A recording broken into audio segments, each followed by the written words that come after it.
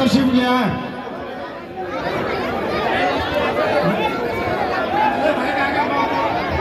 जब कन्हैया कुमार आ गए तो हमें बोलने की जरूरत ही नहीं है ना, अब तो इन्हीं को सुनना है ना, सब कन्हैया भाई को सुनना चाहते हैं ना, इन्हें बुलवाएं डायरेक्ट। मैं अब हम बाद में बोल लेंगे जीत के बाद, आपकी बात कन्हैया कुमार जी बोलेंगे अब।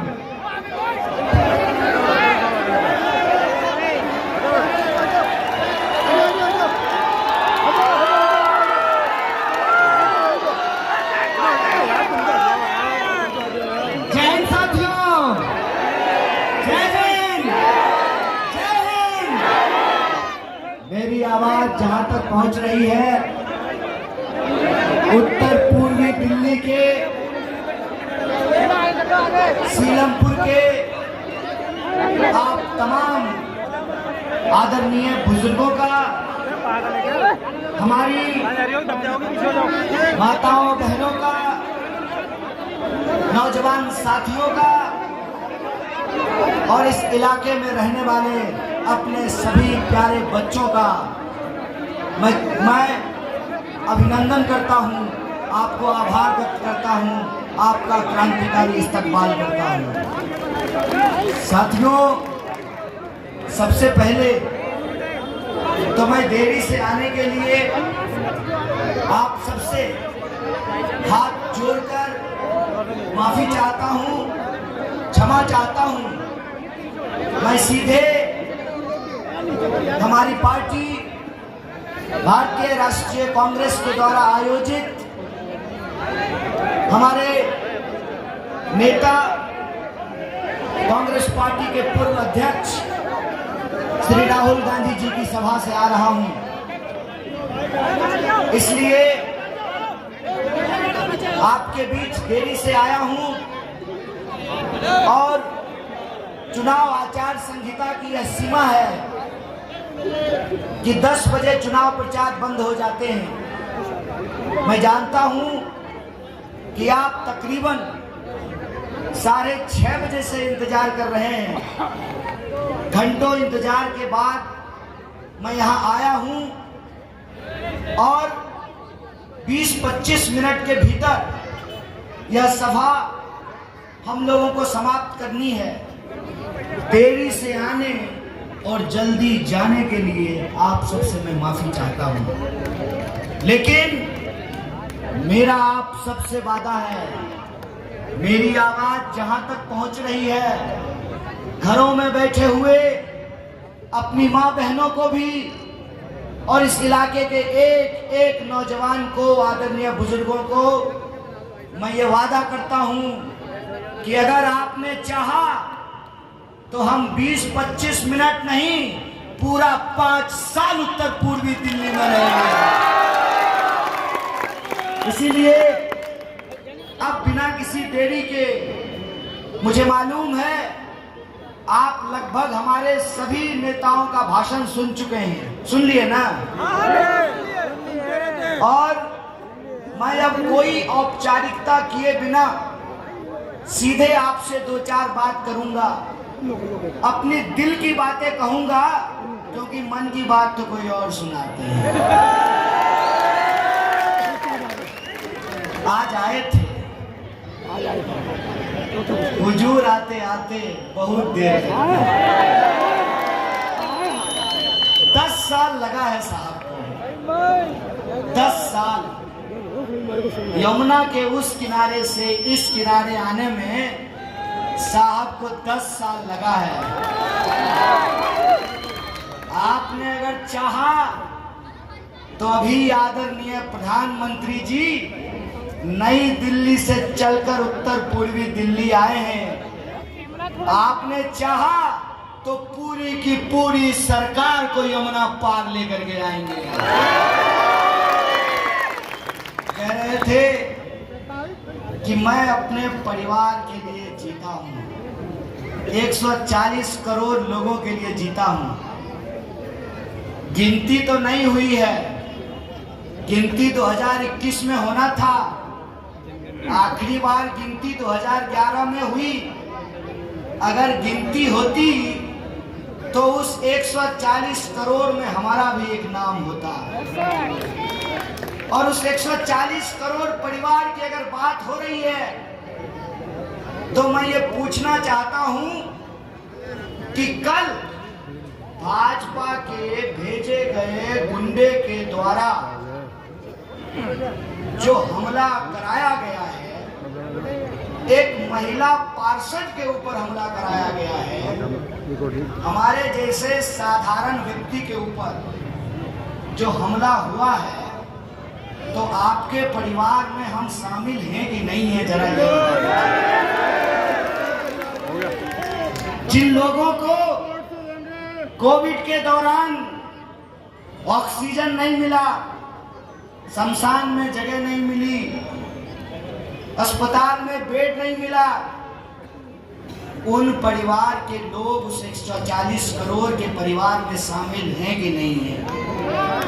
हर घंटे जो 2 जवानों को हर घंटे मजबूरन आत्महत्या करनी पड़ती है, हर घंटे जो देश के जो किसानों को आत्महत्या करनी पड़ती है, वो किसान और जवान उस 140 करोड़ के परिवार में शामिल हैं कि नहीं है? हर मिनट इस देश की किसी न किसी महिला के साथ जो अत्याचार होता है, 140 करोड़ के परिवार में वो शामिल है कि नहीं है? बिना गुनाह के अपना हक मांगने की सजा के चलते झूठा वीडियो बनाकर, झूठा मुकदमा बनाकर पत्रकारों को, विद्यार्थियों को, लेखकों को, राजनीतिक कार्यकर्ताओं को, सामाजिक कार्यकर्ताओं को जो जेलों में बंद करके रखा गया है, उनका परिवार 140 करोड़ लोगों के परिवार में शामिल है कि नहीं है? हम पूछना चाहते हैं कि पिछले 10 साल में कहां तो तय था चिराग हर एक घर के लिए, कहां चिराग मयस्सर नहीं शहर के लिए। हम जानना चाहते हैं कि पिछले 10 साल में पढ़े लिखे 2 करोड़ नौजवानों की जो नौकरियां छीन ली गई, वो लोग 140 करोड़ के परिवार में शामिल हैं कि नहीं है? हम पूछना चाहते हैं कि बीटेक करके, एमबीए करके, एमए करके, एमएससी करके, पीएचडी करके, बायोडेटा लेकर के नौकरी के लिए दर दर भटकने वाले वो नौजवान 140 करोड़ के परिवार में शामिल है कि नहीं है? हम पूछना चाहते हैं कि जीएसटी की मार झेल रहे ये छोटे दुकानदार, छोटा मोटा बिजनेस करने वाले, धंधा करने वाले, रोजी रोजगार करने वाले वो लोग 140 करोड़ के परिवार में शामिल है कि नहीं है?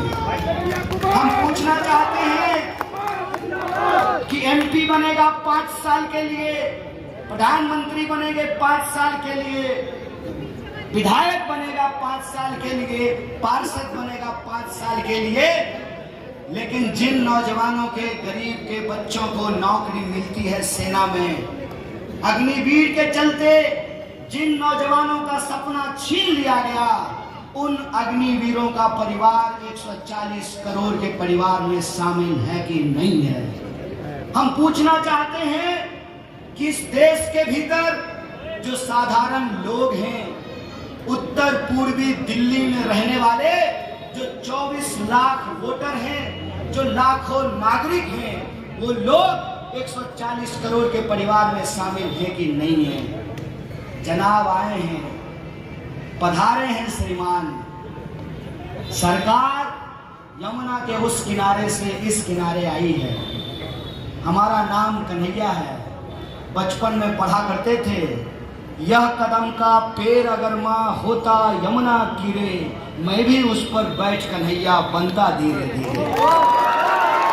हम पूछना चाहते हैं कि 10 साल में ही सही एक बार आए तो सही, 10 साल में ही सही एक बार अपना शकल दिखाए तो सही।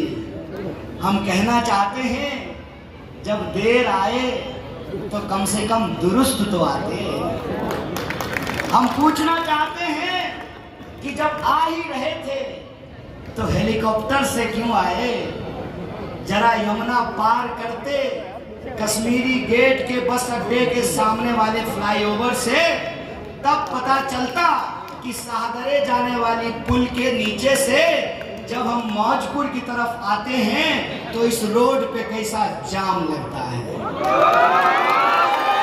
देखते कि भजनपुरा जाने वाली जो सड़क है, जिसका चौड़ीकरण का बब्बू मलिक क्या कहना चाहेंगे आज के प्रोग्राम के बारे में? भाई ये जन सैलाब बता रहा है, कन्हैया कुमार जी उत्तर पूर्वी दिल्ली से जीत चुके हैं। ये तो जन सैलाब बता रहा है। चौधरी साहब, आप तो सीनियर लीडर हैं कांग्रेस के और आज आपने यहाँ पर जन सैलाब देखा होगा, क्या कहना चाहेंगे? हाँ, कहना चाहेंगे कांग्रेस की लहर चल रही है, देख लिया आपने। चौधरी साहब, यहाँ पे आम आदमी पार्टी के भी कार्यकर्ता थे, नेता भी थे, विधायक भी थे। और तो सब गठबंधन है, आप पार्टी और कांग्रेस मिलकर चुनाव लड़ रही है। इसके बारे में जीत गए जन सैलाब जो है, इसके बारे में क्या कहना चाहेंगे आप? जीतेंगे भाई, हाथ में मौन लगेगी सब। कन्हैया कुमार जीत गया, तारीखी जीत है।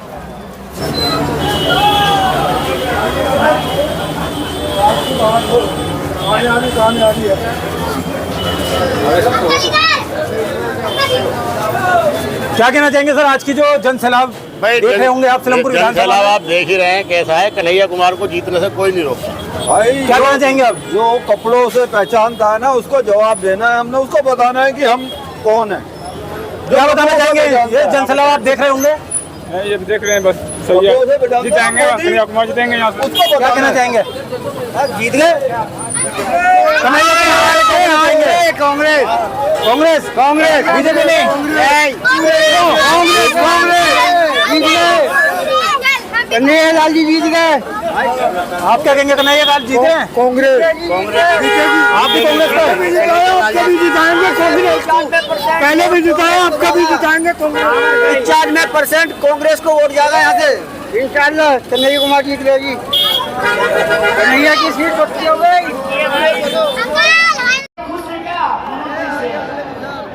सब लोग बदलाव करना चाहते हैं, फिर एक काम आप लोगों को करना पड़ेगा। हमारे पास नहीं है, लड़ने का हौसला और जज्बात है। तो मैं आपसे अपील करना चाहता हूं कि मैं एमपी कैंडिडेट नहीं हूं, आपको एमपी कैंडिडेट बनना पड़ेगा। बोलिए, बनेंगे? किसी का इंतजार नहीं करना है जुबैर भाई, किसी का इंतजार नहीं करना है।